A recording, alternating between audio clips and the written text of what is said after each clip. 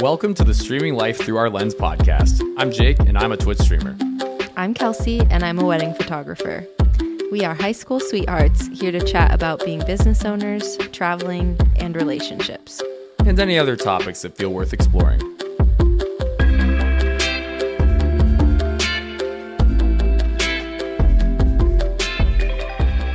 Hello, friends. Welcome back to Streaming Life Through Our Lens. This is episode 4. And I'm excited, but we do have to tell you the video last time failed. So we're going to talk about... We're so sorry. Yeah, our bad. We're going to talk about what we're going to talk about. Cool. This episode. And then we're also going to explain a little bit about the video thing. So we did promise last episode, as Kelsey adjusts her mic, that we were going to be recording it. And we did, but we had some weird audio stuff happen where the video and the audio wasn't lining up, and we had a bunch of people trying to help Kelsey, and no matter what happened, you just couldn't figure out a way to line them up. So we promised everybody this video, and then even though we had the video, we just couldn't put it out. It was such a bummer. I put many hours into trying to make it work, and I just couldn't. And it has something to do with the iPhone video frame rate versus how the audio is outputting, and I just don't know enough about either thing to fix it. So we are trying again today. Maybe you're seeing this on a video form. Maybe not. We're trying on my DSLR camera this time. So we'll see. Yeah. But apologies for the false promises. Yeah, this time will be better. The last episode. We're not going to promise. We're just going to say we're trying, and it could end up as a video. We'll see. We learned our lesson with that. Don't promise anything till you know. So today we are going to talk about mental health. It's a topic that's really important to both of us, and we thought we'd have a good chat about it. But first, before we get into the topic, we are going to do just a little check-in. Or fun little check-ins. Kind of talk about what we've been up to and... Yeah. Well, yeah. Quickly about mental health, I think instead of just like, boom, huge topic, it's important to be like, we're talking about our history with it, like what we've gone through and sort of where we're at. And then we're going to talk about little tips and tricks we have or what we do throughout our life to try to manage it and how we try to be in our best mental health place. And so maybe people can learn a little bit from it. You're not wearing socks. Oh, no. I feel exposed You now. are exposed. Well, this is great news. If this does make it into the video, people can now see Kelsey's feet for free. Congratulations. Oh, goodness. Maybe I just got to keep them in here the whole time. No, they're already out there. Can't hide them now. I'm wearing socks. I'm prepared. Yeah, you're smart. All right, check in. So, yeah, I don't even remember when we last recorded. Well, we were talking about before we started recording today, we're like, maybe our check-in shouldn't be 20 freaking minutes, so we don't need to go over everything that's happened since the last recording. But the big main event is obviously that we were in Las Vegas. We were in Vegas for Adam and Kaylee, two of our friends' wedding, and we went a few days early, so we had 4 full days pretty much in Vegas. And I think the check-in will probably mostly be related to those 4 days. Yeah. Yeah. That makes sense. Yeah, I'll do another brief check-in for me, but we can start with Vegas stuff. Vegas stuff, baby. Yeah, gosh. I love Vegas. I love it so much. It was an interesting experience for me. We've been so many times together, and this is the first time by far that I just felt so overstimulated and overwhelmed and kind of stressed. I still was able to enjoy it for the most part, but it's hard for me to see myself craving going back. Yeah. Well, food might pull you back. You do I know, like food the a lot. food alone. There's so much good food there. Kelsey and I... But honestly, I'd be more interested in like staying in a resort off the strip that's way less busy and like away from all that crazy. That also means cheaper gambling, so I could be convinced. It could be an interesting experience, and I also would want to hike and stuff around there, but I could be convinced. We can talk about that. Yeah, we'll see. Anyway, we're getting off tangent or topic. But that's what the podcast is for, baby. Like, I even wanted to bring up the idea of you talking about being overstimulated and me realizing I'm not sure I've ever been. I don't know what that means. You try to describe it to me, and I was like, I don't know if I've ever been. Like, I feel like there could be lights and noises and so much happening, and I don't know if I can distinguish between overwhelmed and overstimulated. They're like the same thing in my eyes. But you would be in like a place where there's slot machine noises and there's people, and you were like, too much. Like, I don't feel good now. And I was like, huh? I don't get it. I mean, you love Vegas, so that makes sense, I guess. But I don't really know how to explain it. It's like overwhelmed, but in the way that there's just so many stimuli coming at you that you're trying to take in all at once. Like hundreds, thousands of people all over the place. Lights, sounds. I think I'm sick. I think everything. I like that. Like, the more the better. I'm like, entertainment. It's cool stuff happening. Like, I don't know. I think I might be sick. I love it. Well, it didn't used to bother me either. I think I've just outgrown it and figured out what I feel more what environments I feel more comfortable in. Like, I did fine. I didn't like have a panic attack or anything. Right. No. I was fine. I just didn't like it. Totally I didn't fair. prefer it. All right. I want to talk about night one. We get there. A little backstory. When Kelsey and I got to stop saying Kelsey and I because I'm talking to others. I want to talk to you. Yeah. Yeah. You and I, we're having a conversation. I'm used to my audience. So you and I, we went to Vegas back in 2016, I think it was, and we saw Matt Franco, who won America's Got Talent. He has his own magic show, but he says it's not magic. Everyone knows it's not magic. He's a illusionist, but I think he does say magic. But he recognizes, he jokes about it, but he says it's illusions. He says it's sleight of hand. He talks about how all of his stuff is sleight of hand and how good he's been at that. And like, the idea of a magician is what brought him in as a kid, but he recognizes himself. It's not actual magic. He's just incredibly good at sleight of hand. Either way, doesn't matter. Okay. We saw his show in 2016. I got pulled up on stage and I loved it. And I was so excited because I'm like, all right, I'll be right on stage, like in this, show, in this trick he's doing. And I'm going to be able to see what he's doing and probably catch on to what the hint is or what the trick is. And I failed. And I was just like, how in the world did he do what he did? And we liked the show so much that this time we were like, all right, we're going back again. And we bought front row tickets. And my goal was, I want to get on the stage again and experience a trick again. Very first thing that happens on the show, he asked people to pull out a $100 bill and throw it up in the air. And I pull out a $100 bill and I'm putting it up as high as I can. And I'm trying to make this face that's like, look, I'm entertaining, but I'm not going to steal the show. Because I don't want to be like so over the top that he's like, oh God, I'm going to bring this person on the stage. They're going to take all my energy. You don't want to be giving off unpredictable vibes. Exactly. You want to be giving off, I will provide entertainment, but you will still be in control. Yeah. Right. So I was trying to give off those vibes and he immediately caught on to it and was like, all right, you. And I'm like, yes, it's happening immediately. He gives me this big red pen. This trick blew my mind. So I want to walk everybody through it because it's just like, it's incredible. It's incredible. It just happened to me a week ago. So I'm like, it's fresh on my memory, every detail of it. I'm not going to spend 20 minutes talking about it, but let me give you this trick and y'all can understand just how incredible it was. So he gives me this big red pen so I can write my name, full caps, Jake, on this bill. And I give it to him. He goes up on the stage. The first thing he does is he just folds it up and turns it into a $1 bill. Just like right away. Makes a joke like, haha, you're in Vegas. Your money disappears. Ha, everyone laughs. Ha. And he's like, but don't worry. I'll give you a chance to win it back. He takes me on the stage. There's two gigantic presents. He's like, choose a present. This part doesn't really matter too much. I choose the present on the left. He opens it up. It's like 1,000 packs of ramen. I mean, it's a mountain of ramen packs. Like the ones that are actually wrapped and sealed in probably ramen. Like 10 cents each. Right. Top ramen. Yeah. Top ramen. He says, cool. That's not great. Choose how many you want. It's your prize. You can take 1, you can take 10, like choose however many you want. So I pick up 5. And he's like, well, you don't really need 5. So give some out to the audience. So I throw 4 out to random people in the audience. I'm left with 1. He's like, okay, this is your 1. Cool. He walks to the other side of the stage.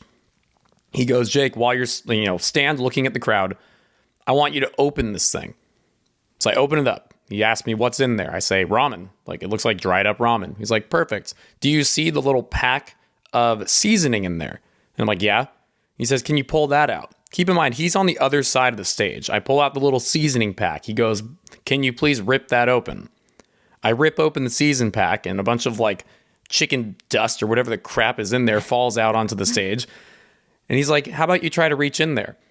I reach in and there's a folded up $100 bill. I take it apart, I unfold it, and it's my $100 bill with my big Jake in red written on it. And I just have absolutely no idea how he did it. I was the person on the stage. I was the person involved in the whole trick. And none of it makes any sense to me at all. And I find that amazing and so frustrating at the same time. What was it like from your experience watching? It was wild. I don't know. It was probably just as surreal as it was for you on the stage. I mean, maybe slightly less, but it was fun to see you up there, and I had no idea what was going to happen either. Yeah. So I was like, please don't make him disappear. That's what I was hoping. Oh, I would have loved that. Like, have me just sent somewhere, and I'm just like somewhere else all of a sudden. I would have like been trying to trust him, but also kind of freaking out inside.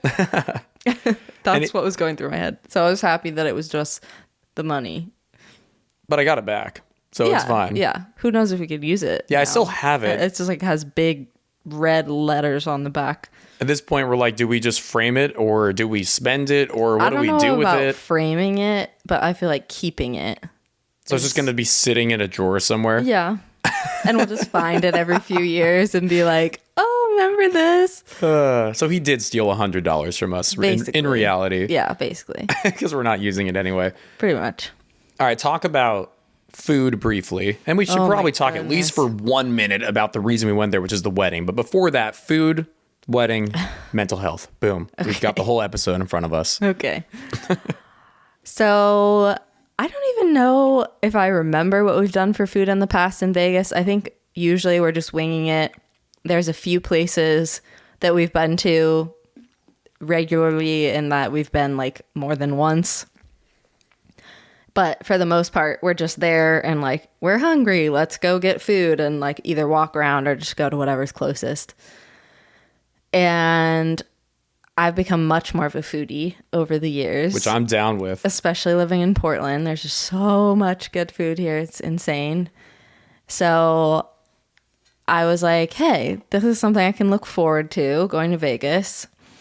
And so I did research beforehand and made a couple reservations. And we ate at all except one meal. All were new places except one place. The Wynn buffet we had been to before, but I think everywhere else we both had never been. And it was incredible. Oh my God, it was everything so good. We had was so good. There was one meal that I was like, this is only an 8 out of 10. And that was like the worst meal. The Sushi Samba place, which was still great, but I'm like, it was still really good. Wow, not 10 out of 10. This place sucks for Vegas. Like, that's the reason you would go back is food. Yeah. We have to fly to Vegas. We get to fly to Vegas for a backpacking trip in a few weeks. And I literally am like, maybe we try to go there. Just the French toast place? Yeah. Our number one choice was this place. Or any of the places, but. Our number one choice was the place you found, probably on TikTok. Ube French Toast. It's like a little bit north of the Strip. Random little like hotel. Not a casino I can't remember hotel. What it's called. It was Pepper Club. Yes. Pepper Club. Yes, it was kind of at a hotel. Right, not like a casino hotel, a resort hotel, No, like a very small hotel hotel on a side street, basically. But this Ube French Toast was ridiculous. The upside was the best tasting thing ever. The downside was our mouths and tongue and teeth being purple for 12 hours. That's a stretch. I don't think it was 12 hours. Well, I brushed my teeth and my tongue, and it still was kind of there. Yeah, worth it. But it was bad at first. I would have my mouth dyed for a week for that. It was. I would too, honestly. It was worth it. It was so good. It was so good. And I'm hungry right now, so that makes it. It's not helping me. All right, so food in Vegas, fantastic. We loved it. We went to the wedding on Friday, and what was fun about this Vegas trip is our friends Sarah and Stacy joined us and kind of did some of the eating with us, did some of the random activities around the Strip with us, which I think made the trip more fun. We had you and me time, but then we also had like friend time. Got to kind of share some of these fun experiences with them. So we went with Sarah and Stacy to Adam and Kaylee's wedding. I'm a huge Survivor fan. Adam won Survivor season 33. I think was the season, Millennials versus Gen X. If you're not a Survivor fan, this is all kind of, you're like, what is he even talking about? But I met Adam and learned who he was through Survivor. We got integrated through playing games together online and through poker stuff, and we just connected really well. And we've become friends with them since. But because he was on this season, they basically at their wedding had a Survivor season 33 reunion, which was really cool to be a part of, because some of these people had never seen or had not seen each other since their season ended. So it was this big, welcome back party for all of them, taking photos, having conversations. And we just kind of got to be a little bit of a fly on the wall for a lot of it and just like witness the pictures, the conversations and all that stuff. The wedding was great. Watching that was great. It was cool. It was cool to be a part of. Yeah, it was very surreal. I don't know if I would call them celebrities in like a niche way they are, but I've never been to a wedding where anyone is like of status, quote unquote. And it was just really wild to be sitting there waiting for the ceremony to start and just like person after person coming in. You're like, oh, I know who that is. Like, that's so-and-so. That's then like, oh my gosh, they're here. And I was just trying to keep cool and be normal. And even like, we only got to talk to a couple of people. Everyone was like super nice and great. I kind of wish we got the opportunity to chat with more people, but as Jake was saying, it was a unique experience for them to all be in the same place. And I can imagine if I haven't seen friends of mine in like years and years, I'm not really going to have any interest in talking to some stranger over like these people that I went through such a unique experience with. But yeah, wedding trip was good. I loved it. We had fun. We had a great time. I was ready to come home for Me sure. too. I mean, I could always were stay you? in Vegas, but okay, never mind. I would have stayed forever. I could always stay in Vegas. If I could live anywhere in the world, it would probably be Las Vegas. But I know that if Kelsey could live anywhere in the world, it would certainly not be. So, damn it, I called you Kelsey again. And I almost just kind of swore. Double fail. Delete it. Delete the VOD. We got to start over. Yeah, edit it all out. Yeah. We haven't, episode 4 now, we haven't edited anything out. So this is just like raw. We're just going for it. And I kind of love it like that. If we really screw up, we'll edit something out. But Yeah, we're fine. So far, so good. So far. Wifey, let's discuss mental health. Okay, I was going to just do a quick... Oh, Wifey, you do your Check-in. quick check-in. Talk about your procedure, please. Okay, I don't know if I'm going to go into detail, but I think it was last episode, right? I was like, I'm going into this procedure. The Taylor Swift album's coming out. Yeah. And I was kind of excited and stressed at the same time. Procedure went well. Everything's good. All the test results came back positive in that they're negative. Positive in the good way. Positive in the positive way. So yeah, no worries there. Healthy wifey. Think, yeah. Although no, I'm not healthy at all. with I have regards so to many what you problems. had to go through the procedure for, healthy wifey. Sure. Okay. I would say I didn't get any answers. I'm still having problems, Okay. Sorry. but it's okay. We're going to do mental health this episode, but we're certainly going to do physical health, exercise, physical health stuff, probably in an episode somewhat soon. So we'll get more of an opportunity for you to talk about your physical health and whatnot. Yeah. I'm going to adjust this. I feel like I need it a little more like this. Just fixing my mic. Okay. Let's start on mental health stuff. I have a lot more to say as far as my history with mental health struggles. I don't know. Maybe you should just go first. Okay. We're going to just start with, did we already say? With We're going to do each of our history, and then we're going to kind of go into how we each manage our mental health. Yeah, and I think an important point is like mental health is a part of everyone's life, obviously. But there are a lot of people who I don't think really take any necessary steps towards trying to manage theirs. So I'm not trying to say that you and I are special by having mental health issues and also having habits of trying to make it better. Everybody has mental health issues. I think one of maybe the more important points of this podcast episode is maybe trying to enforce how important it is for everybody to take their mental health seriously. I think there's this weird image that people have of mental health and therapy and whatnot, and we'll dig into this in a bit, that there's some kind of negative context around it. Yeah. It doesn't have to be. Historically, it's been taboo to be open about this kind of stuff. Which is so bizarre to me. We're all going through different things at different levels, and it's really important to feel like you can open up to your friends or your family or whoever's in your life if you're struggling. We've seen what it can do to people when maybe they don't. We've lost people that we love because they were struggling and we didn't necessarily know how much. Right. So, yeah, this is a really important topic. It's not necessarily something super fun to talk about. It's a little bit more heavy, but it's really important. And I want everybody to feel comfortable talking about their mental health. And that's unrealistic. Not everybody will feel comfortable. Not everybody will do it. But that's sort of the hope. If we can help some people be more comfortable talking about it, that would be a success here. Yeah, let's normalize it. Let's bring it into more casual conversation and feel like you don't have to hide how you're feeling.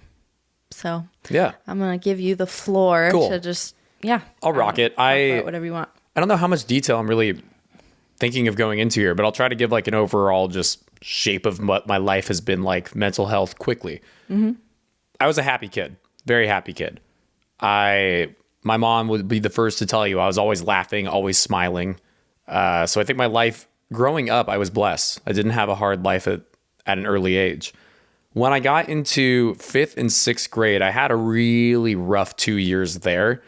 And I don't even really have a great reason for why. I just started feeling like an outcast. I started feeling like I didn't belong. And there was a really dark 2 years where my parents thought that I was like prone to suicide because I said I wanted to.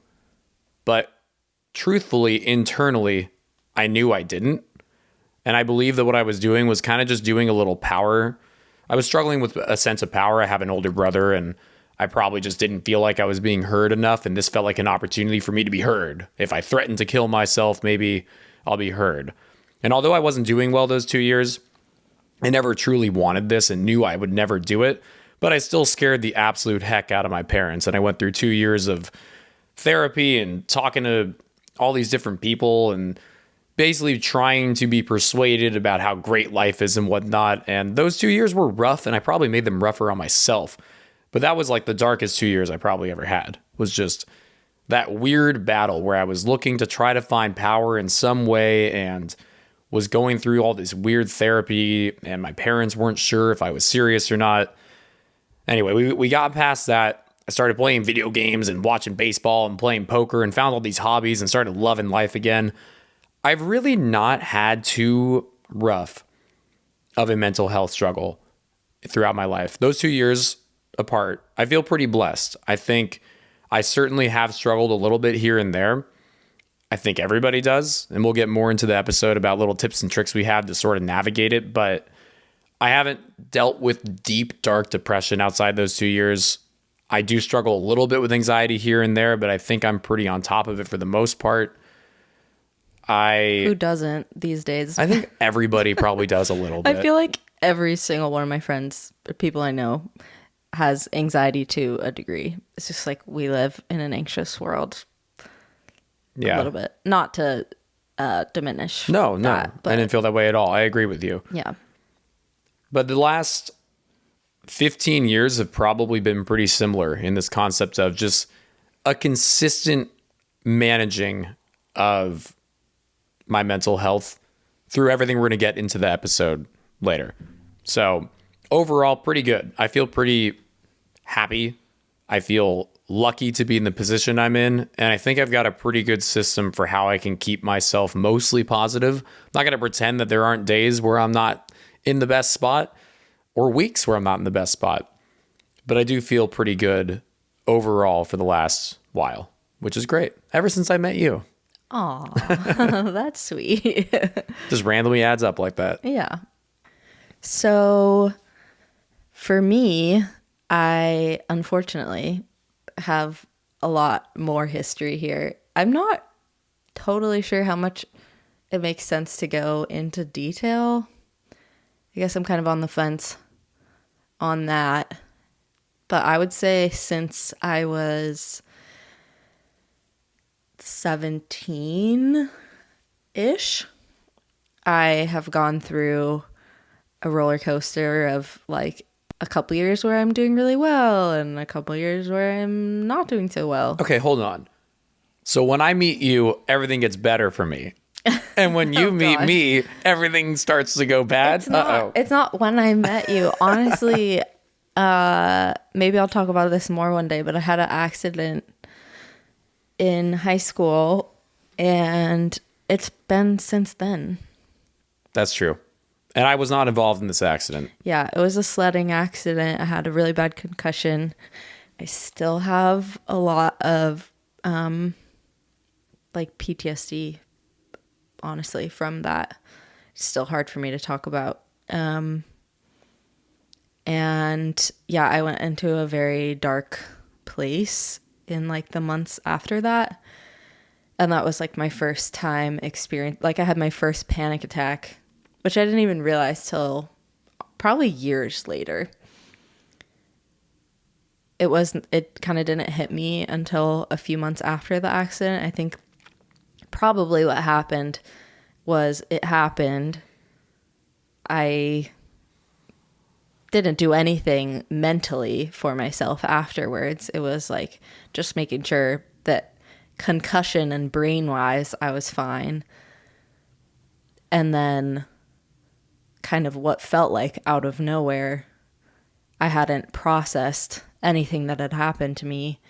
And I had this panic attack. I had no idea what was happening to me. You were with me. It felt like I was just freaking out. I had never felt like that before. And that was kind of the start of everything. And, you know, I started going to therapy for the first time my senior year of high school. I would get like pulled out of class to go to therapy. Do you remember that? I would get like a note. The counselors. Yeah. Is It that was therapy? Is that therapy? Like the counselors in high school? No, it wasn't the counselors. It was actual therapist. Oh, okay. Yeah. Okay. She was like a mental health therapist, different from like the college counselor people and stuff. Yeah, I don't know. There's so much I could talk about here, but it's tough because I would like to guide you, but then it's your story to tell at the same time. So I don't even want to. I think I'm just struggling to know how much detail to go into because there's so many different like chapters that I've struggled. Right now I'm doing good. Congrats. Yeah. We love that. Thank you. I still deal with anxiety here and there, but it's not controlling my life. And I have a therapist that I really love that I've been going to for a couple years, and she's really helped me a lot. And, yeah, but I have been in some really, really bad places where I'm feeling honestly awful, like basically all the time. Mostly anxiety, but when I've been in the trenches, it's like depression and anxiety. I've been on medication multiple times. I think it's a great tool if it works for you. There's no shame on needing medication. I definitely went through a few years where it was really helpful for me and kind of helped pull me out and be able to see clearly and be able to use the tools from therapy. We can talk more about that once we're talking about like management stuff, but I don't know. Maybe I should have thought of the timeline more and like what I wanted to share before the episode, because I'm struggling a little bit. Should I don't we? know. Do you have any thoughts, or like? Well, it's tough, like I said, because You can help guide me if you think that there's a way to help. But at the same time, it's your story, and I don't feel like telling your story. Okay. I mean, I'm fine pretty much sharing anything. I think you've basically done a good enough job of sort of explaining your history. Your history is that you got into a accident. That was what triggered a series of events that led to some problematic mental health. The main thing you've struggled with throughout the last 15 years is anxiety. When you are on top of anxiety, your mental health is better. Mm-hmm. That is a very broad, but still is a recap of your mental health, the battles, what they've been like the last 15 years. I'm not sure you need anything more. And if you do think of something, you bring it up. Yeah. Yeah, I guess my goal was just to, one, try to make people not feel alone if they are really struggling in a dark place. I've been there. And also just to know that, like, all of this information is coming from someone that has been through it. I've been through a lot of therapists, different medications, different, like, trying to go to different doctors to try, like, naturopathic things to just grasp at any straws to make me feel normal-ish. And it's so important to talk about how everybody is going through something, but how social media and the way that the world sort of is now makes it look like everyone's lives are perfect. And that's why this podcast episode specifically feels important to me. If people look at you and me right now, we're living the dream. I'm playing video games very successfully, making these cool videos, doing these cool travel opportunities, living in the Pacific Northwest with my beautiful wife, these beautiful dogs. Like, wow, Jake's life is perfect. We look at your life. You're beautiful.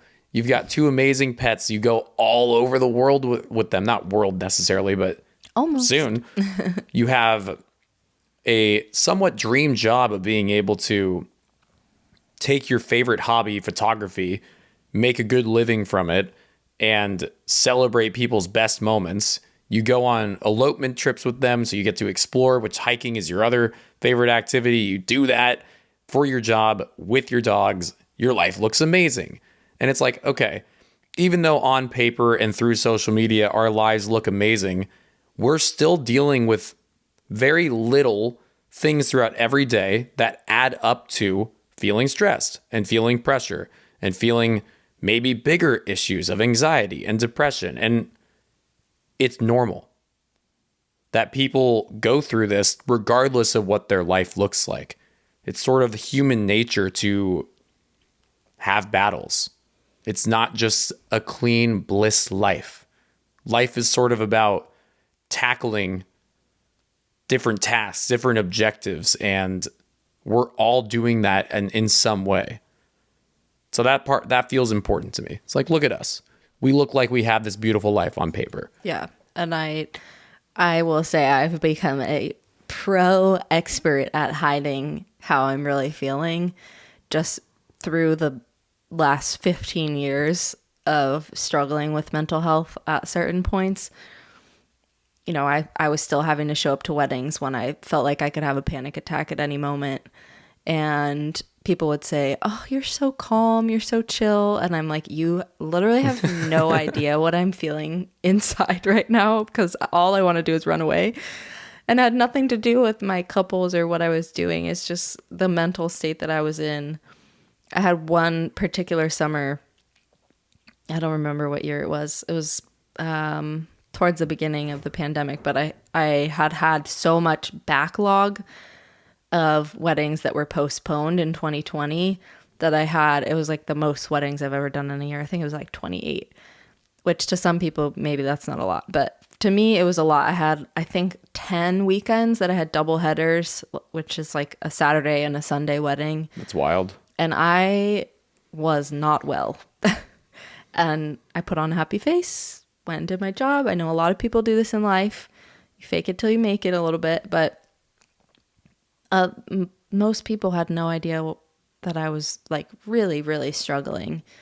And yeah, like you were saying, it just kind of goes to show that what you see on social media, even what you see in person of the human being that's in front of you, you don't necessarily know what's going on in their head, in their life. You just don't know. People, especially people that have been through a lot, become experts at hiding their pain. So I wonder if that's coming through the mic. Our cat is trying to get it, or maybe it's Ava. Someone is trying to bust their way into the frickin' bedroom where we're recording this podcast, and the door's just kind of rattling a little bit. If you hear a little knock sound, that's a critter. I can't believe we've made it to episode 4 and we haven't had the dogs just like lose their minds, because that happens where a dog will walk by outside or a noise will happen outside and like they'll just go crazy barking. We're episode 4 right now. That hasn't happened. We're screwed. It's going to happen soon. Like probably in the next 10 minutes. Well, now I kind of wanted to. Oh, jeez. Should we get into sort of this concept of tips, tricks, how we manage day to day? Well, I feel like I have broader I wouldn't call them tips and tricks. I would say the big things that have helped me get to where I am and help me generally manage my anxiety and mental health to be in like a good-ish place. I feel like you have maybe more just like little things that you do. But I actually took notes for the first time and wrote down just a couple of things I didn't want to forget. Yeah, I think. But I'm more than happy to just have it back and forth about this. Like, I want you to start and just talk about what you foresee as your vision of this discussion, and we'll just bounce back and forth. Okay. Well, for me personally, therapy has been like by far the biggest thing that I found that has helped me. I've been through, I don't know, like 5 or 6 different therapists, probably. In what span? Like, since high school? Since the beginning, I think. I think that's probably close to accurate. It may be a little more. But finding a therapist that you like really connect with and that you feel like is on your side and will also give you feedback, at least for me, that's been really huge. I've had therapists in the past, not that they were bad, but I kind of just felt like they were reflecting what I was saying and not like pushing me to go deeper or like giving me feedback. I don't know. You need someone who challenges you. Well, like challenges me, but also like validates me, and like she'll give me her opinion a little bit, like on certain things. And it just feels more like a conversation versus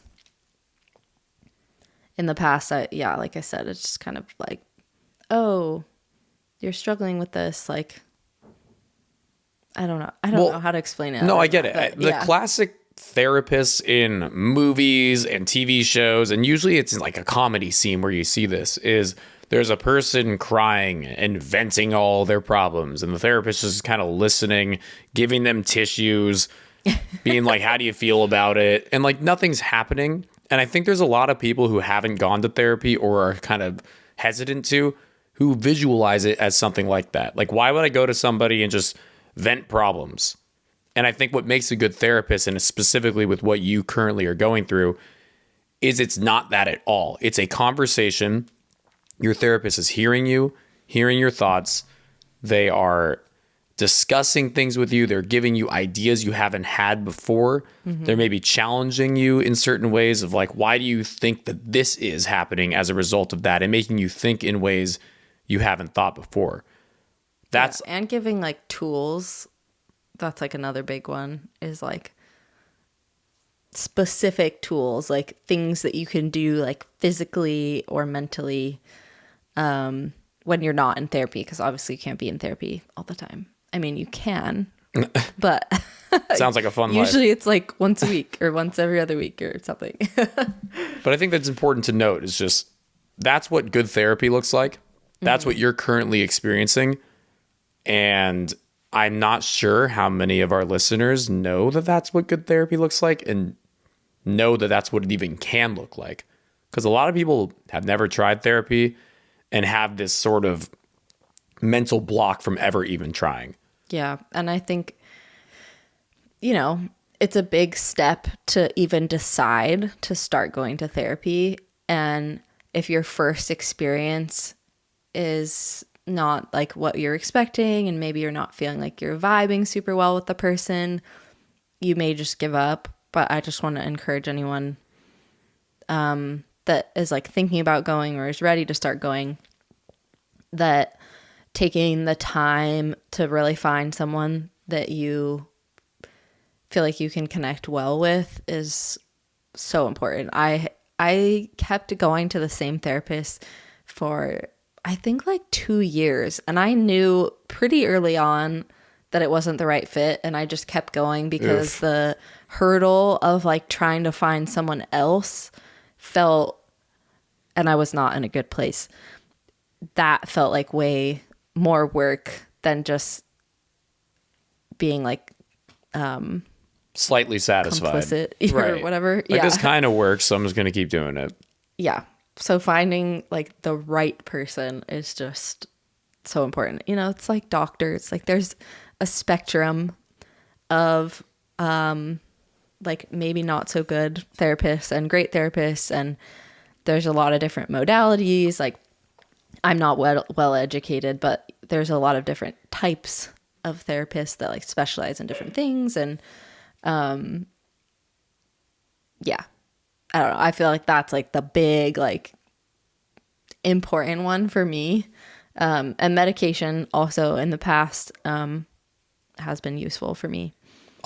Because I feel like we should just do back and forth a little bit. Yeah. I also at the moment have a therapist, but I see them less often than you. And I don't feel like it's been as big a part of my life as it feels like it's been a part of your life, probably.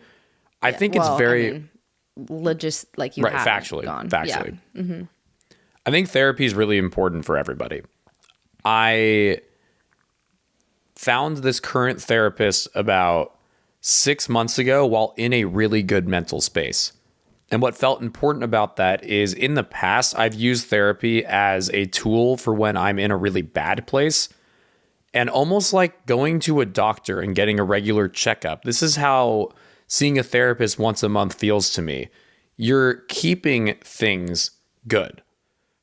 Instead of waiting until something in your body is completely screwed and going to the doctor, you go to get checkups to try to make sure you catch something before it becomes problematic. It's the same thing with therapy. If there's something that's starting to bother you a little bit, starting to wear you down, a good therapist will probably recognize while you're talking to them and catch like, whoa, this seems like an important thing. Let's talk about it. And you might get ahead of something that you were just kind of leaving, that you weren't even realizing, that you were internalizing. You might catch it. You might get ahead of it. You might establish some strategies for whatever it might be and how to deal with it. And that's what happened to me 6 months ago is I found this guy. I was like, let's try it. I like him a lot. I go once a month. Things have been great for me for the past 6 months. And I'm not going to say like, if I didn't find him 6 months ago, things would not be that way. I don't know that. But the idea of being able to check in with somebody once a month who at this point knows me and understands me and can probably pick up on signs of maybe when there are stressors I'm not aware of feels like a really important way for me to just maintain good mental health. So yeah, I think that's a really good point. Sorry. That was just gonna be a quick you should try it, but I've already said that like 3 freaking times. So whatever you were about to say is more important. I promise we're not trying to shove it on you. Therapy.com, use code.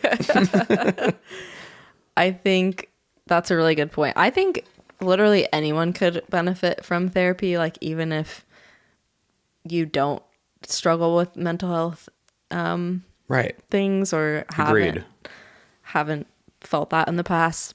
Agreed. It's just, Yeah, especially a good therapist, like they can really dig deep into certain things and like just make you more like communicative and open to maybe new things and just grow as a human being and kind of maybe open your eyes to some things you haven't thought of before. Agreed. So yeah, I'm like, I really truly believe that the world would probably be a better place if everyone was working on themselves. It would be. Mm-hmm. Did you were starting talking about medication, or did you kind of conclude that? I just was like, it has helped me in the past, and I think I'm not going to pretend to be an expert on it. Got it. But I think it's not something to not consider. Fun fact for me is I can't swallow pills, so I can't even really be on most medications. Yeah. I've never been. You've never needed anything that you'd need to take regularly, but I'm just going to chew it if I do. oh gosh. We'll figure it out. Just inject it straight into my veins. Stop.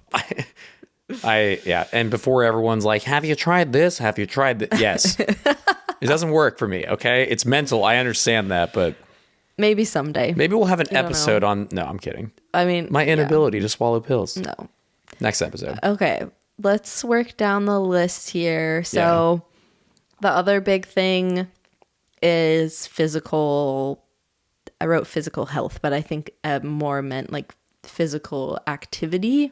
And all jokes aside, because 10 seconds ago I was joking about next episode. I don't think this will be next, but we are going to have a much more full focus physical health, talk about our routines, our history, what we do, why, in another episode.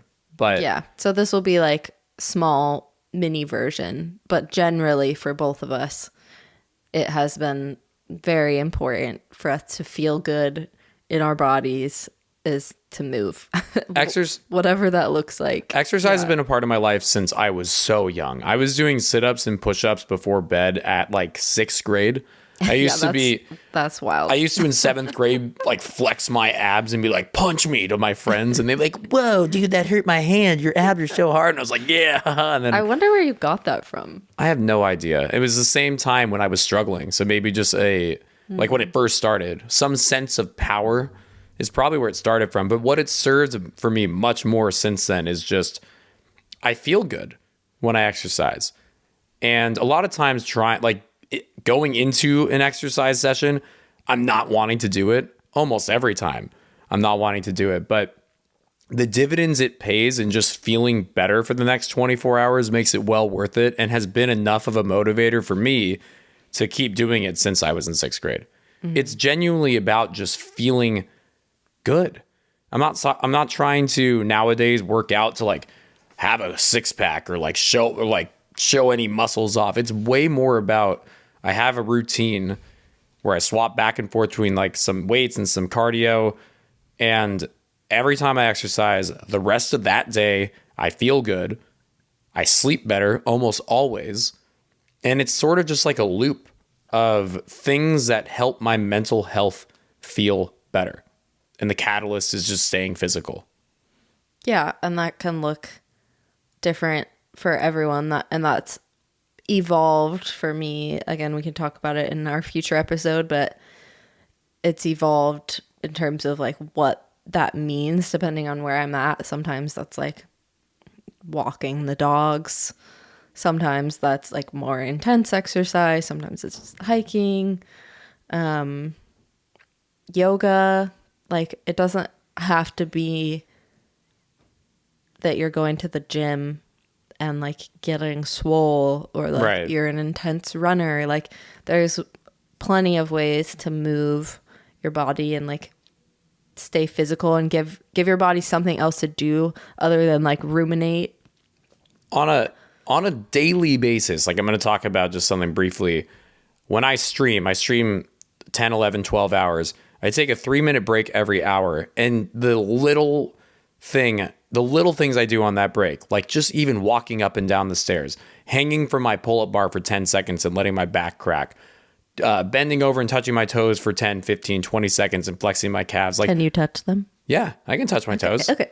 Without bending my knees. I'm good. I'm flexible. Okay. But like those little things seem so insignificant in the moment. But every time I sit back down for that next 1 hour, my body doesn't feel tight. I don't get this weird anxiety that I get when I sit for too long. That goes away. And all of a sudden my day feels better. My stream goes longer. And it's like a domino effect from little tiny things like walking around, stretching, and just maybe doing 5 squats in the hallway. Mm-hmm. That's it. And it makes me feel so much better throughout the day. It's just a good example of how much like even little movements can make a big difference. Yeah, totally agree. I feel like we covered that enough. Yeah, what's next on your giant, beautiful list? Well, we have social media listed, but I almost feel like this is too big of a topic. We can talk about this another time then. I mean, let me just briefly say, that my job can be really stressful because it follows me outside of the stream room. I realistically should be on Twitter.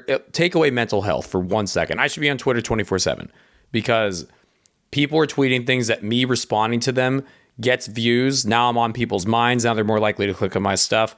Bungie, the company that makes Destiny, posts something. I'm the first to see it. I'm already forming a strategy for how I can make content around it. If we comment on it, people see me. They think of me with that content.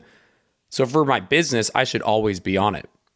But that is so detrimental to my mental health, especially considering there's a lot of really toxic people on Twitter. A lot. On all of social media in my space, people look at streamers and look at influencers not as people, but as objects a lot of the time, and just think they can talk all the trash they want and we're not going to see it. But not we do. Just on Twitter either. No, it's social media. Yeah. 100%. It's the internet. The tip I was going to get to, the thing that I've done is I don't have notifications on these apps anymore. I check into them way less than I used to. Way less. I even just post way less. I've learned that the upside of constant checking in and constant posting is not worth the downside of the negative mental health and the focus on things I don't want to be focused on. That disconnect after my stream from my Destiny world, my streaming world, to you and me world, dogs world, reality, that disconnect is so beneficial that the payoff of maybe getting a few more views here and there hasn't been worth it to me. And that's been really big once I've started adapting that more into my life and my patterns. Yeah. I agree. I think there's a decent amount I could talk about with this too, just with like how trying to manage social media in general is difficult, but I don't know that I want to get into it. It almost feels like I'd be veering off topic a little bit. We'll save it. But I think, yeah, for that, it's just like generally being cognizant and aware of the effect that it's having on us. When we notice that it's getting to be too much, we now have the awareness that we need to step away and just kind of managing that. The time that we spend, for me, it's Instagram. For you, it's Twitter. But yeah, I think we can go into kind of just like the smaller things now. I know you wrote some and maybe I'll have some things to say about it. One of the tips that I was going to talk about was kind of the movements thing. So I already got into that. Just like little movements throughout the day. Felt like a little tip and trick. Another one that's always been really important to me is it feels easy to get caught in the day-to-day, week-to-week grind. Having something to look forward to helps me so much. Like whether it's a trip that's 2 weeks away, 2 months away, whether it's some big thing coming out in a game in the next month, being able to sort of pinpoint something that's unique in your upcoming schedule and having that as like that hanging fruit for me feels really helpful and has forever. It happens to me where I'll look 2 months in advance and not see anything. I have to create it. I'm like, okay, I got to make something happen. Like even just on a Wednesday, Thursday, not taking any days off. Like I got to establish something really cool to do on these 2 days so I can put it on the calendar, look at it, and look forward to it. And then every time I'm finishing a stream or finishing a week of streams, I'm closer to whatever that thing is that I'm excited to do. I know you're kind of like that too. Yeah, especially with travel. I like to have something to look forward to. And it's probably partially because we've like conditioned ourselves to be so used to traveling all the time. Like we travel so much more than anyone else I know. So the more that we travel, the more I like crave the travel too. But it's also, yeah, like something to look forward to. And it doesn't always have to be anything crazy. Sometimes it's just like I'm looking forward to go camping for a couple days, or like go do something with the dogs, or even like week to week can be like, oh, this night we get to go see these friends, Yeah. or this night we're gonna have a date night, or For sure. I like to have a big thing, but then there's definitely the little things too, which is another note I was going to make of just, I think I've always been really good at this, and I definitely recommend it for people trying to be grateful for little things. And what you're explaining, the whole looking forward to small things, is different from what I'm about to say, but it feels like a similar pivot. It's really fun to try to think about just how good our life is. And I'm not just talking about you and me, I'm talking about everybody.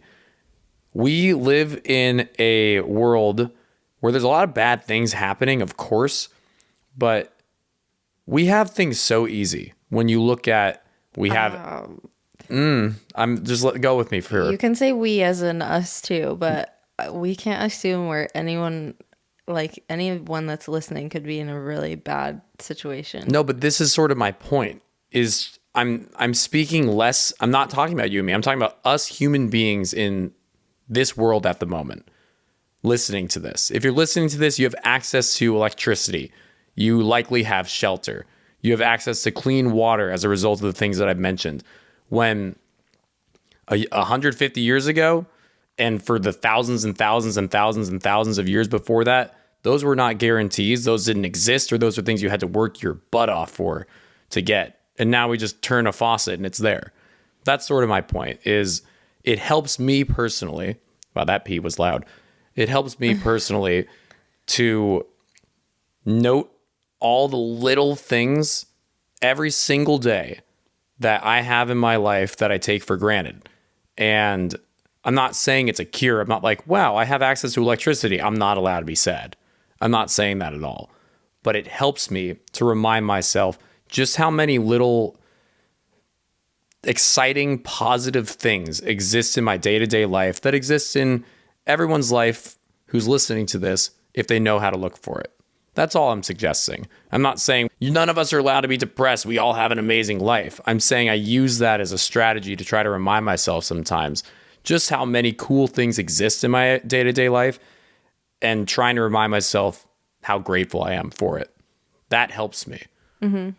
I didn't mean it to come off as like, how dare anybody feel negative, or how dare y'all have whatever your experiences are. We all have bad experiences. We all go through things. I meant it more as a reminder that there's a lot of really cool things in every day-to-day life. There's a lot of little cool things to recognize and pay attention to and be grateful for. Mm-hmm. That's fair, I guess. I'm like waiting. I don't totally agree, but well, good. Well, I think like obviously being grateful is important. There's like studies that show that like acknowledging what you're grateful for can like shift your entire mental state. But I feel like when I am in a bad place, having someone like say something like that just makes me feel guilty for not being able to be grateful. I love that though. Things. Like you being willing to say that demonstrates that what I just suggested doesn't necessarily work for everybody. Yeah, and like a lot of these things that we're talking about it's not like a one size fits all. Right. So I'm grateful that I'm grateful. I'm happy that you were willing to sort of contest that, because it feels like an obvious thing to me that helps, but I can totally get your side of how if you're unhappy and someone's like, you need to be grateful, which is not how I meant it, how it just comes off as super arrogant, realistically. Like, you don't know what's going on. You're ignorant to what's happening, and you're just telling me to feel a certain way. Mm-hmm. I meant it more as a strategy. I feel your angle, and though, if that works for you, like, that's great. I just was like, when you were like, we all, like, anyone listening to this, I was like, meh. I know, but like we have access to food. I know, but how cool is that? If you're experiencing like abuse in your home, you're not going to be like, wow, I'm so grateful for this food. Like that other stuff takes precedent. Like you can't find the gratitude if you're like dealing with something really terrible. Of course. There's, I forget what it's called, but there's sort of like a basics need pyramid that I don't remember what it's called. But to give you an example, the very first base thing is having access to oxygen. And it's sort of like as you get each layer, you can start to focus on other things. So like if you don't have access to oxygen, that's your only focus. Like you're about to die, you don't have oxygen. Once you get oxygen, it's now access to water and you need the ability to drink water. If you haven't had water in a day, that's the only thing you're thinking about. Then above that, it's food. And then above that, it's protection and like whatever. For thousands and thousands and thousands and thousands of years, some of those very, very, very basic levels were a day-to-day concern for people. And we live in a society where those first 4, 5, 6, 7 layers that used to be a day-to-day struggle aren't. For most people. But for anybody listening to this, do you think there's people listening to this that don't have access to clean water or shelter? I mean, they probably do. That's sort of my point. I'm aware that there are homeless. I'm aware that there are people in third world countries that do struggle with these things. I'm suggesting that for us, with the access to this podcast and with the time to listen to it, that we have very luckily found a place in our lives where those basic layers, those basic needs are met daily. That's a blessing. And I'm not saying that in a way, we're circling around this idea, but it's fun. I think it's interesting that you are so in a different corner than I am here because it's unique that we feel so differently about something. I'm not trying to suggest, because I think this is what you're coming or thinking I'm saying. I'm not trying to suggest that because of this, how dare you feel unhappy? How dare you feel depressed? You need to be focused on these things. It's more just a subtle reminder that we do have these awesome things in our life. And although we struggle with so much, I struggle with things, you struggle with things, everybody listening to this struggles with things. Sometimes falling back on that idea of how awesome it is to have all those basic needs met can help me. Maybe it won't help you. Maybe it won't help somebody listening. Recognizing that all those basic needs are met every day and I don't have to worry about them helps me. That's all. Yeah, sure. Yeah, that's fair. And we're different people, which is fun. Yeah, I don't think that would help me, but whatever works, honestly. Yeah. Like, hey, well, the next little thing I noted is easy. There's no way you're going to contest it. Communication. Woohoo! No, but I noted it because we talked about this in our last episode. And it bleeds into this totally, because we talked about it for relationships and it totally works with mental health too. We're really good about communicating. I don't think everybody is. And I still think there's probably room for improvement with you and me too. But being able to communicate what I need to you is a very big reason for why my mental health is in a good place. Because you understand when I need some time for myself.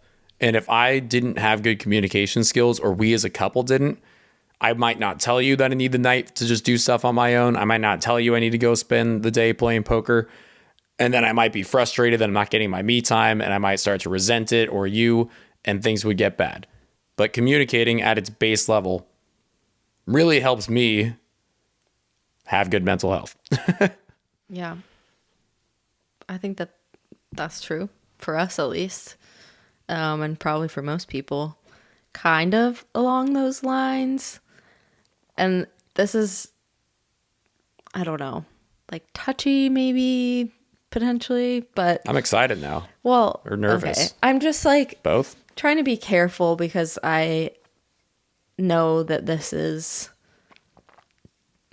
topic in general is difficult for a lot of people. And like some people that might be listening to this might be like, I have no friends and I hate my job and I'm really struggling and I don't know what to do. Of course.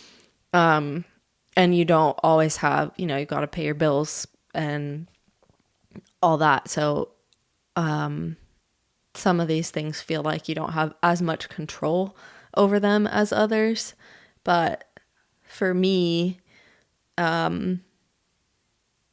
keeping like close relationships, obviously with my partner, but with friends has been really big for me. I notice when I'm, not doing so good that I tend to retreat a little bit, and I like don't want to hang out with people as much because I'm like having all this social anxiety, and I'm like, I feel terrible, so why would I want to be around other people?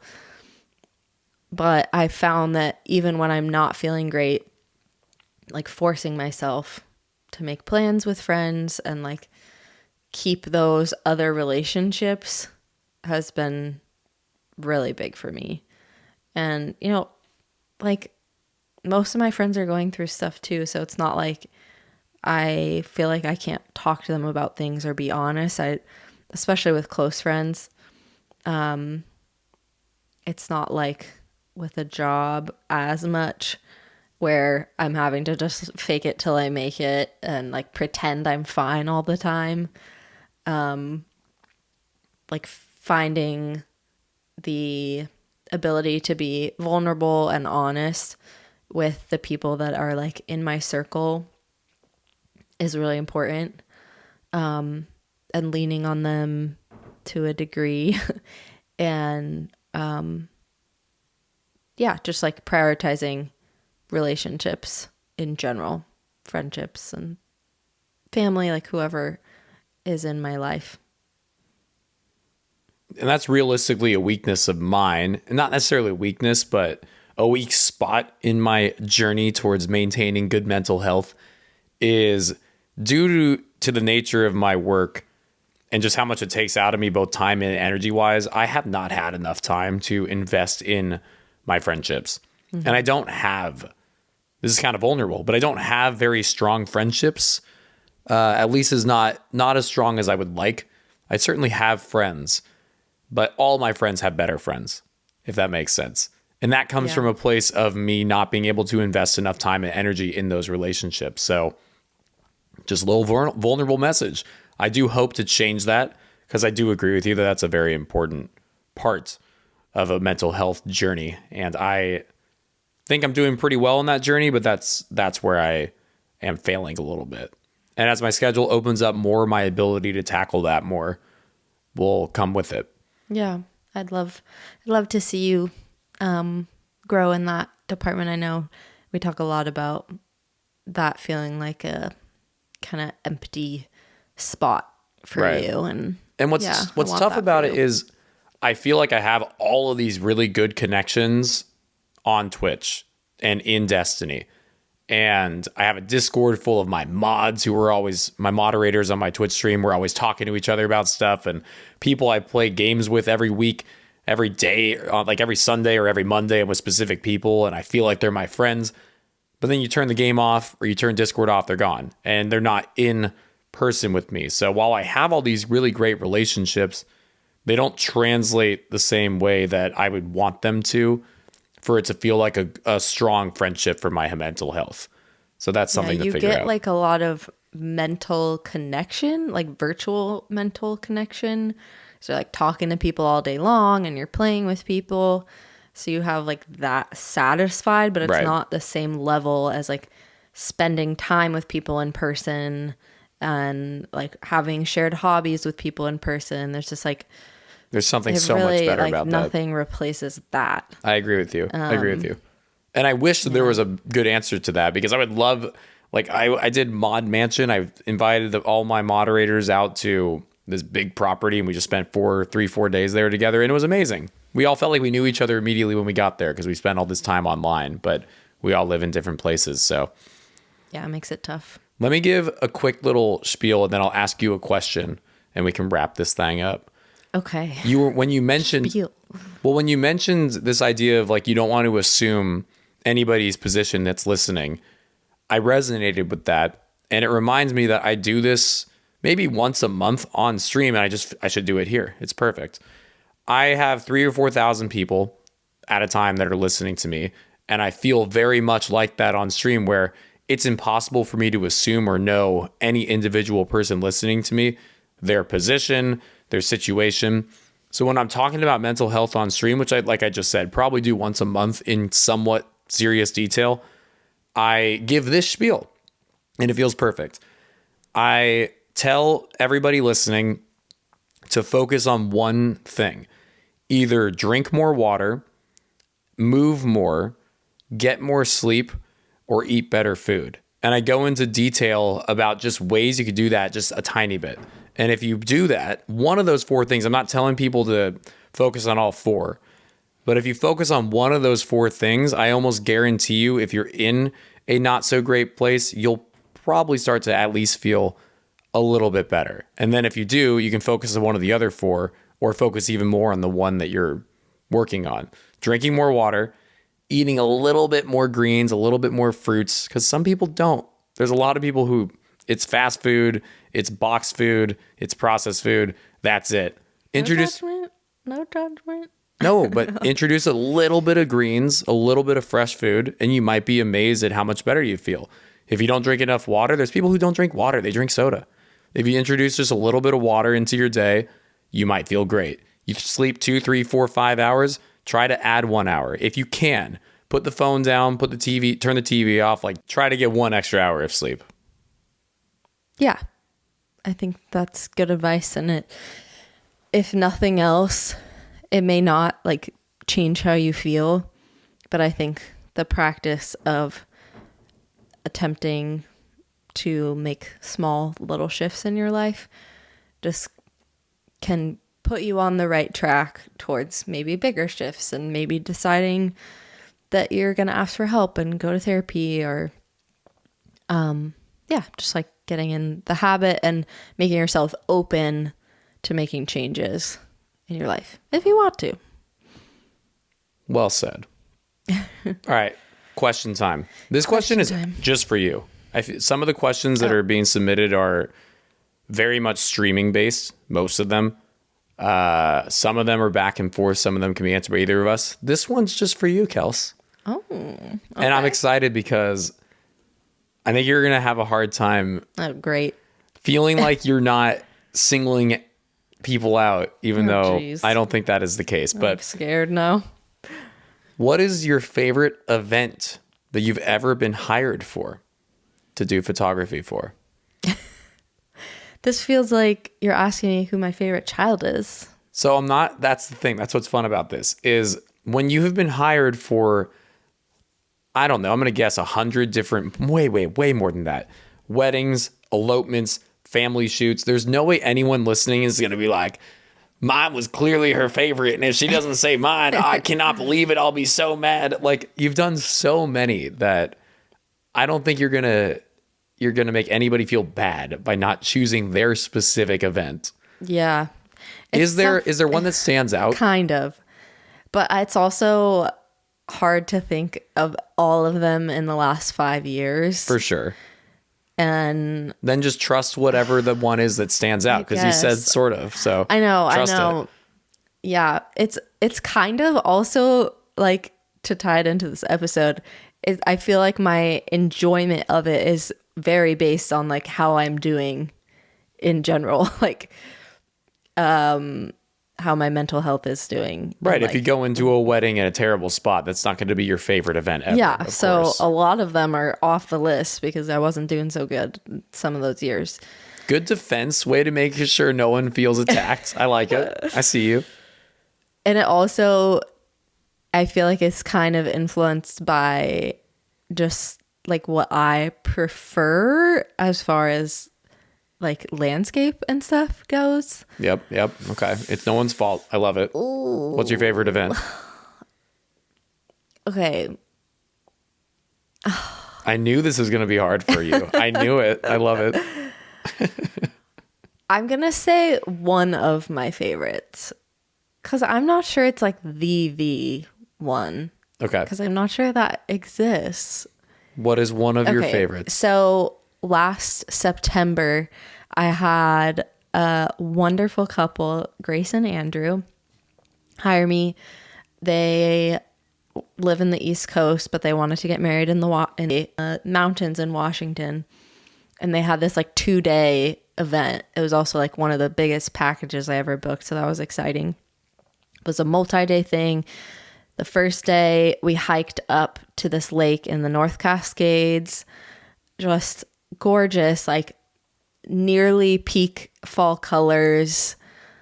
This stunning blue lake. We had it all to ourselves. It started snowing. Like it was this clear morning and then just started snowing. Like we were literally in a movie. It was very cinematic and beautiful.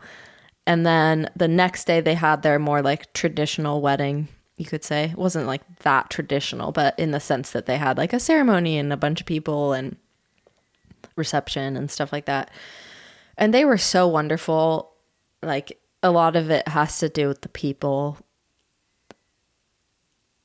The place matters too, because like it's more enjoyable for me to take photos in with like this stunning mountain alpine lake versus in like a random room. Yeah, of course. But my clients are amazing overall, but some I just really connect well with. And you tend so that's probably the best. I don't know. I also like... You tend to lean towards liking elopements more. You like being out in nature. You like less people. It's not like you don't like doing photography for larger weddings, but... Well, and this was cool because it was like both. Like we got to have our alone time and like do their kind of... It wasn't... I wouldn't call it an elopement. It was more just like a pre-wedding adventure session. And then the actual wedding, which was like pretty low-key. But beautiful scenery as well. So I guess that's my answer, even though that's really hard. Good answer. Good job, Kels. Thank you. Well, that's a wrap, friends. I think this is like our longest episode. Yeah. We had to turn off the camera. It was 30 minutes long that the camera allows us to record for, and then we have to like pause it and start it. Our freaking recording thing died at one point. A little bit of a tech chaotic, whatever, however long this ended up being. There may be some like more obvious, especially if the video works, there may be some clear like cut and start times. Hopefully it won't be noticeable in the audio, but we'll see. But yeah. We are still new to this, friends. We'll see. Keep the questions coming, keep the topic ideas coming. There is a form to fill out. Kelsey is the lovely editor. She'll make it very easy for y'all to find the link. It's just in the description. Mm-hmm. Check out the forum, friends. Ask questions. Let Kelsey know what you're wondering. Let me know what you're wondering. Let us know what you'd like us to answer, because we want to look for some very fun very fun questions to have good conversations off of, and y'all get to guide that. Thank you for listening. We appreciate you. Text us and let us know that you heard the episode. Text us. Well, to the friends and family listening. Like, who has our number? To the people who don't have our numbers, you can DM us. You can just wait till I'm live on stream, whatever. You don't all have to do this. If you'd like to message us after. We do it's fun to have people be like, we listened. Exactly. And we loved it. Only tell us if you loved it. No, if you hate it, tell us. I want to know what I did wrong. No. Yes. No. Tell us what we did wrong. Okay, tell me. Tell Kelsey all the great things and tell me all of the things that could be better, because I can take it. Okay. No, it's perfect as it is. Yeah, it's the best podcast ever. But follow the podcast if you want to get notified when we put out new episodes. Rate and review if you want. Follow us on Instagram, TikTok. We post some updates there. And yeah. Well, we may not have an episode in 2 weeks. Not sure if we'll have a chance to record. Yeah. Realistically, there may be a delay after this one. Just a heads up. But we hope you have a good rest of your week or 2 or 3. Or life. No. Have a good life. Have a good life. Bye forever. This was it. This is the last episode 4 is the wrap. Yep. All right, friends. Thanks for listening. Thanks for watching. If the video's out, we appreciate you. Have a wonderful day. Later, friends. Peace.